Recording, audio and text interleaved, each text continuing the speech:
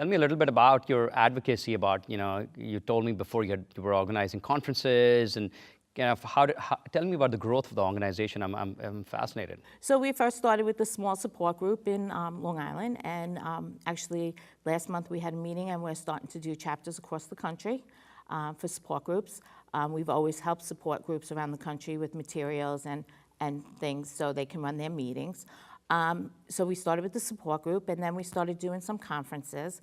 And we had our first conference in 2003. It was a half-day conference, and I had no money whatsoever. And I went to the Marriott Hotel and said, I'd like to do this half-day conference. And they were like, okay, fine. And then I said, okay, now that I scheduled this conference, how am I paying for this?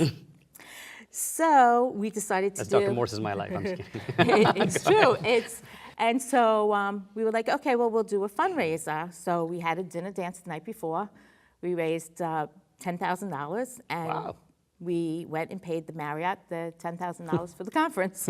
And little did they know that we really didn't have the money behind us, and we were very lucky. And so that's how it started, and it was just a small little conference, and now we do conferences across the country. We do regional conferences where we have about 100 to 175 patients and caregivers come, and 5 doctors speak in. And then we do the national conference. And our last national conference, we had over 550 people in attendance. We have a 3-day event, and we had approximately between 25 and 30 doctors speaking. Wow, that's amazing. So, and I heard, Larry, when you were diagnosed, did you call the Carcinoid Cancer Awareness Network? Did you call Carcinoid Cancer Awareness Network? I did. You did? I did. Did Maryann pick up the phone? Maryann picked up the phone. What? And that was the first time we talked, we met. And I called her because, as she said, there was so little information, credible information available that I called somewhere. How did you find the network? I found it. Someone told me about it. I looked online, found it, found the address and the phone number, and went from there. And she sent me a wonderful package of information, and it was fantastic. That's wonderful. So what was do you guys remember the first discussion?